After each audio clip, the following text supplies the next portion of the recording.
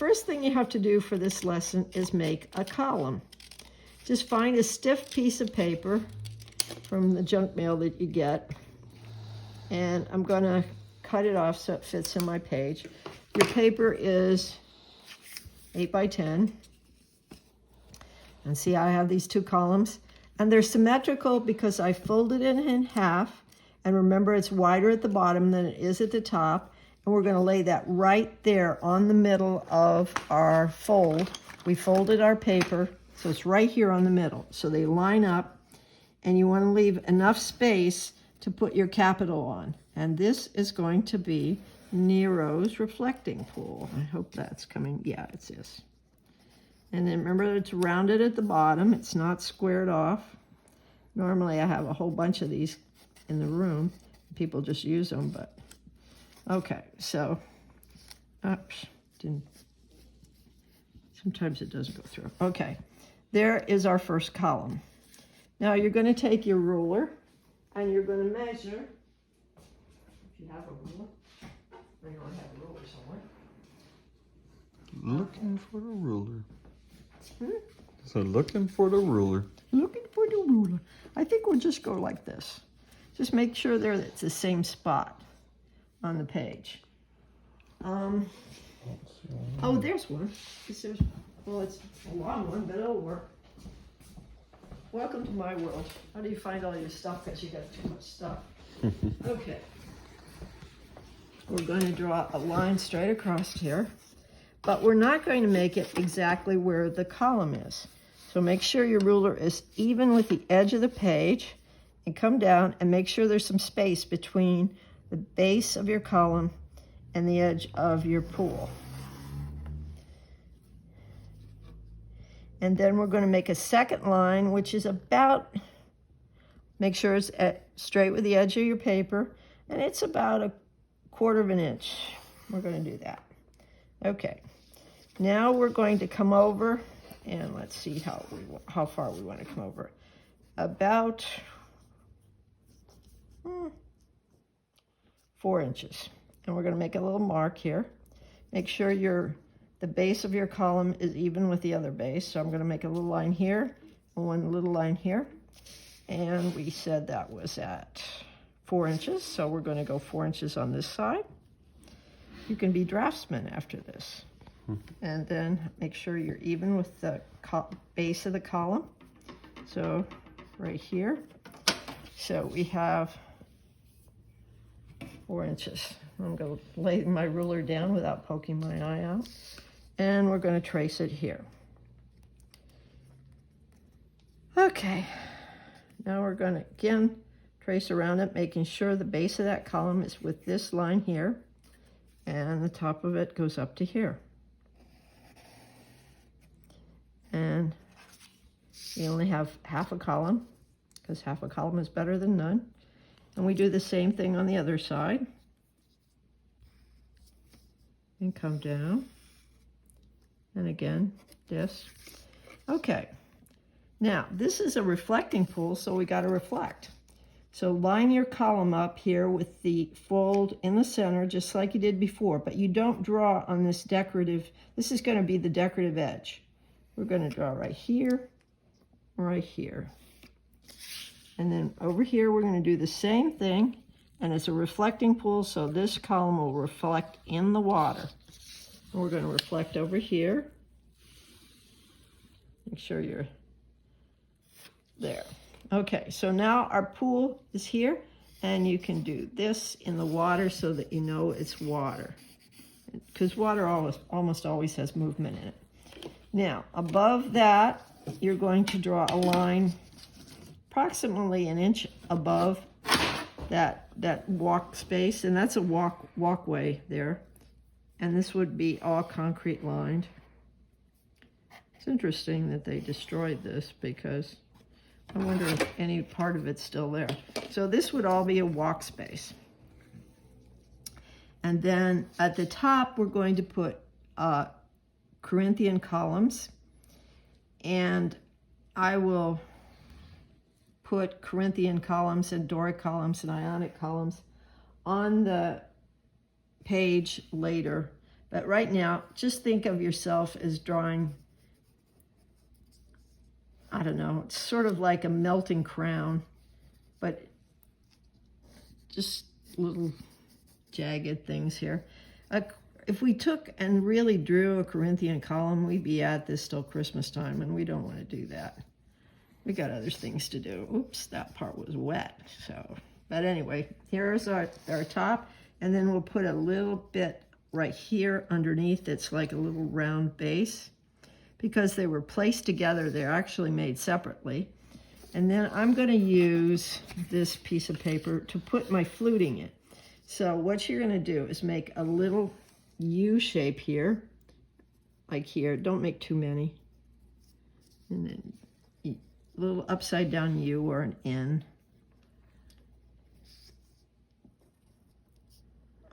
We won't have quite the same on it. And you're going to come down and use the edge of your paper here. I've got my piece of stiff paper that I used before. You don't need fancy stuff for this. And just come down here and here. And, oops, let's get it right on the paper. And right there. And that's fluting. And you can do this kind of thing at the bottom. And put a little base on it. And you're going to do that with each one. And this is probably the fanciest columns that anybody ever had, but remember who we're dealing with. We're dealing with Nero, and he liked fancy stuff. He particularly liked gold in his walls, gold inlaid walls, which I'm sure the citizens, when they went off their in a rage, ripped them off the walls. Here and here. So we're going to put a rounded base on each of these. You don't have to go, these are implied lines. So implied lines means that your eye finishes it. And that's that one. We're going to put a base on this. I'm going to put the base on first on this one. And then I'm going to put my fluting in. And I'm only doing the fluting on one side because it's subtle. And if we were doing this as architectural art, it might be much different. But we're not. We're just there. And that is your columns.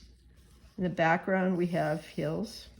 Because he made sure that when he burned Rome, even though we can't prove it, we think he did, because when you have multiple fires starting in the coolest, most important part of the town, it sounds like somebody set the fires because they wanted that. And he took that land and made it his personal place. And I showed you the picture before of the land and how it looked.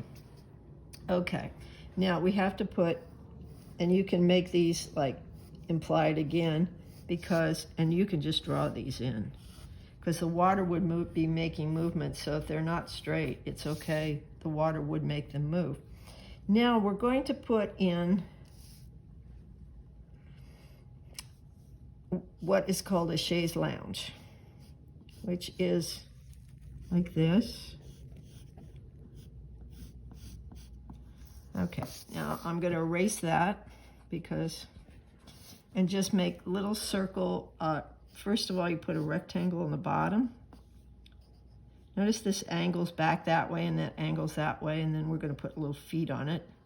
We can't see the other feet because they're back here. And then we'll put a wooden base on it that will connect to that. And these often had just a hand railing or an arm railing on one side. And then we can put some stripes on it to make it fancy. Okay. Now, I think we should have his, I'm going to take that line out where I measured where it would go. And we're going to put a little goblet here. And I think it should be spilled over like this. So here's our goblet. Or it would not be glass, it would be metal. And then here's a little bit of wine here. And over on this side, to balance that out, because you do, we will have a little tiny dagger with a little puddle of blood. And this is where he stabbed himself. Okay, Nero had done all sorts of bad things. He killed his mother. He killed his wife, who was pregnant with his only child, kicked her to death. He killed a bunch of people in the center of Rome, particularly the wealthiest. He had them write a will where they left him their property, and then he killed them, so that he had lots of money to build this lavish palace, and it is called the Domus Aurea. And this is where we get the word domesticated, like for your puppy is domesticated. Okay, and the date is 64 AD. Now, how this connects to the Colosseum is where this reflecting pool is exactly where they built the Colosseum. So when they first had naval battles with ships and people fighting, it would have been right here. Now we're going to do, again, what I call hot dog trees. They're actually cypress trees, so they're like this. They look like a hot dog. They're a little wider at the bottom, and then they have the root. But we're going to have them behind each other so that we have overlapping, and they're going to go like this, and they get smaller and smaller. And that is our cypress trees. He was killed, well, the Praetorian Guard, which is a lot like the Secret Service, came to him and they were going to kill him. And he realized what they were going to do, so he grabbed this dagger, which he probably had on his person, probably on his belt, because that's how they ate. And he stabbed himself in the heart. But before he plunged the knife in, he said, "Such an artist dies in me," because he thought his Domus Aurea was a great work of art. We're going to put a Roman soldier here, and we're going to see how you guys do with that. So he's a little Roman soldier who is part of the Praetorian Guard. He's standing right here. He has the usual things: a triangle, an oval, a square from the waist to the hips. And he's just standing here. And I think I'm going to have both feet facing us. And he's going to have a shield. And let's put the shield on the ground so he doesn't worry anymore. He's already off this guy. They carted away the body. And he has nothing in his hand. He might have a little sword here, and then a bigger sword there. And his tunic would be short. When we get to emperors like Constantine, that tunic is going to be longer because older gentlemen wore longer tunics. And then we have the leather pieces that come down here. And this is wiggly waggly. And he'll have on his protection for his knees. Again, he'll have protection on his legs. And then he'll have a piece over the top of his foot. And he will have his cloak on with his brooch, or whatever you want to call it, on his shoulder as a short sleeve tunic. He'll have some sort of metal pieces to protect his wrists so he can block any attacker. But he's not really worried. His hand is here. And he only has his little dagger with him and a sword on this side, but he's not worried about it. And this would have his six-pack, although he probably didn't. He probably had a six-pack anyway, so. And with his, and this would come down over his ears, and we don't see his face that much, just the location of stuff. And then you can put the hills of Rome behind here, and maybe a temple over here. You know, they love their temples. And it's so far away, we really can't see anything but the columns.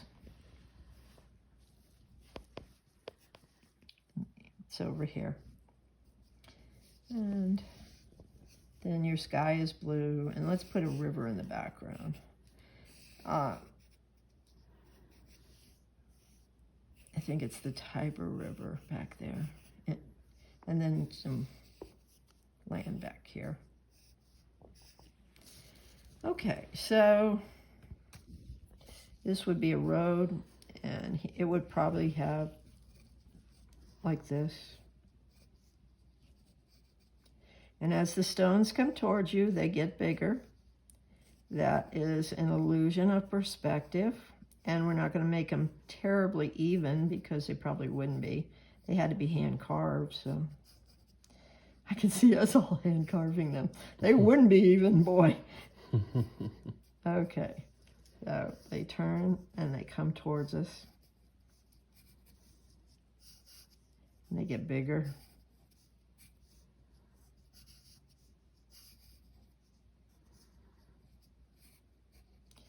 And there is our road. And then you can put your... Now, since the shield is face down, we would have the leather part in the back so we could see that that's where he held it.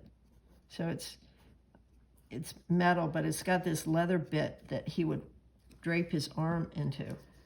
So there's that. And if you wanted to put some flowers in or something that's a little more personal, please do. We're not going to put the body here. They took the body off and probably showed it throughout the town that he was dead, because that's kind of how they did it then. That was very popular. So that is the Domus Aurea. Domus is where we get domesticated again, and Aurea is the word, how we get the word area. As I said, English comes from Latin. It's a combination of the ancient Anglo-Saxon and, oh, we could have the blood dripping in the water if you want to make it a little more exciting. Oh, and you would have a pattern along here, so just make some wide V's. And the reason they did this is because people then did not have eyeglasses, but people still had eye problems. People have always had eye problems. So this cannot be the same color as any of the water or anything. Make it a bright color like orange and blue or purple and yellow or red and green. Those are complementary colors. So that means they'd stand out and somebody would not fall in the water as they were walking along who didn't see very well. Okay, and that's our drawing for today.